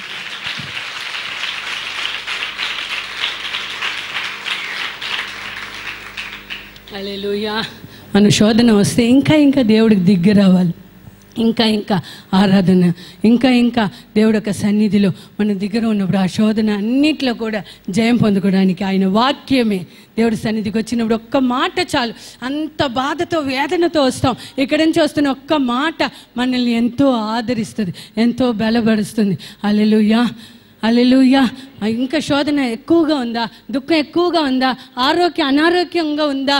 వ్యాధితో ఉందా? ఒక అమ్మాయి వచ్చి ప్రార్థన చేసుకుని తలకాయ పగిలిపోతుందమ్మా నాకు, దేవుడు స్వస్థపరుస్తాడు. తలకాయ నొప్పితో ఇంట్లో నువ్వు పడుకోలేదుగా, దేవుడి సన్నిధికి వచ్చాగా దేవుడు గొప్ప స్వస్థత ఇస్తాడు. అలాగే శోధన ఈరోజు నీకు ఇంతవరకు ఏ కార్యము శోధనగా వేదనగా ఉందో దాంట్లో నిలిచి ఉండు, దేవుడు గొప్ప జయం ఇస్తాడు. అబ్రహాములే విశ్వాసంలో చెప్పడం కాదండి, ఆరాధనలోనూ పాటల్లోనూ ఇంకొకరికి మనం చెప్పడం కాదు. దేవుడు ఇది చేశాడు. నీ జీవితంలో దేవుడు ఏం చేశాడు? నీ జీవితంలో విశ్వాసంలో నువ్వు ఎలా ఉన్నావు? అబ్రహాము వల్ల నీకు శోధన వచ్చినప్పుడు నువ్వు నిలిచి ఉన్నావా? హల్లెలూయా. నిలిచినప్పుడు గొప్ప ఘనత. కొంచెం శోధన, కొంచెం ఆర్థిక ఇబ్బందులు వస్తే మనం ఎలా ఉంటున్నాం? ఈరోజు దేవుడు నీతోనే మాట్లాడి ఉంటే దాంట్లో నిలిచి ఉండు, దేవుడు జయం ఇస్తాడు. ఏ కార్యంలో శోధన ఉందో దాంట్లో నిలిచి ఉండు, దేవుడు జయం ఇస్తాడు. తర్వాత నీకు వస్తున్న శోధన అన్నిట్లో కూడా దేవుని ఒక్క మాట కూడా దూషించకుండా ఆ శోధనలు అన్నిట్లో దేవుడు ఇచ్చారు. ఒకసారి ఆలోచన చేస్తే మనకున్న చదువు, మనకున్న బిజినెస్, మనకున్న ఇల్లు, నీకున్న భార్య, భర్త, పిల్లలు అన్నీ ఎవరిచ్చారు? దేవుడే ఇచ్చాడు అన్నప్పుడు అన్ని విషయానికి మనము స్తోత్రం. మొన్న ఒక అమ్మాయికి చెవిలో ఒకటి పోయింది, చెవి చెవిలో వేసుకుంటారే ఏంటది, కమ్మల్ పోయింది. నేను అడిగానమ్మా స్తోత్రం చెప్పావా, దొరికిందేమో నాకు చెప్పలేదు, దొరకలేదు, మరి పోయిందంట. ఏంటి పిచ్చిది కాదు, ఏంటి బంగారం కాదు, ఏంటి ఒరిజినల్ గోల్డ్. స్తోత్రం చెప్పావమ్మా, వాళ్ళ అక్క వెనకని చెప్తుంది దీనికన్నా మంచిది ఇస్తాడంట. అలెలు స్తోత్రం చెప్తే ఇస్తాడు. హల్లెలూయా. అన్ని విషయం ఎందుకంటే ఆ బంగారం ఇచ్చిన దేవుడే ఆ బంగారం, ఇంకా వేరే బంగారం కూడా దేవుడే ఇస్తాడు. బంగారం పోయింది ఏడుస్తుంటే ఏం దొరుకుతుంది? దేవుడు నిలిచి ఆ శోధనలు, నేను దేవుడి సన్నిధికే కదా వచ్చాను, పోయింది. నేను దేవుడి సన్నిధికి వచ్చినప్పుడు పోలే, ఆఫీస్కి వెళ్ళినప్పుడు పోయింది. అవునా? అవును, దేవుడి సన్నిధికి వస్తే వస్తుంది. ఏంటి బంగారమ్మా, ఎప్పుడు బంగారమే మనకు, అది కూడా దేవుడు ఇస్తాడు. హల్లెలూయా. ఈ వెండి నాది, ఈ బంగారం నాది, ఈ భూలోకంలో ఉన్న అన్నీ నాది, అదంతా మనకే. కానీ దేవుళ్ళు మనం నిలిచి ఉన్నప్పుడు అన్నీ మన కాలు కింద. చిన్న శోధనలో, చిన్న వేదనలో నీ ఆరాధన ఎలా ఉంది, నీ ప్రార్థన ఎలా ఉంది, చర్చికి ఎట్టి స్థితిలో మనం వస్తున్నా ఆ భయము, దేవుడందు భయం కలిగిన వ్యక్తి అండి ఎవరు? యోబు. దేవుడందు నీతిమంతుడిగా ఉన్నాడు, ఆ శోధనలో నిలిచి గొప్ప ఘనత పొందుకున్నాడు. అబ్రహాము వలె విశ్వాస శోధనలో, మరి యోబు వలె శోధనలో నిలిచి ఉన్నప్పుడు గొప్ప ఘనత పొందుకుంటాం అని విశ్వాసంతో మోకరించి దేవుడి వైపు చూసి, ఈరోజు నీతిమంతుల్ని దేవుడు శోధించి తెలుసుకుంటారంట. ఎందుకు శోధిస్తున్నాడు? శోధనలో నిన్ను నాశనం చేయాలనేది ఆయన ఉద్దేశం కాదు, శోధించి నీకేదో కీడు చేయాలనే ఉద్దేశం కాదు. శోధనలో నేను నిలిచి ఉన్నప్పుడు గొప్ప జయం పొందుకుంటావు, దాని తర్వాత గొప్ప ఆశీర్వాదము పొందుకుంటావు. కనుక మోకరించి దేవుడి వైపు చూసి ప్రార్థన చేసుకో. మోకరించండి.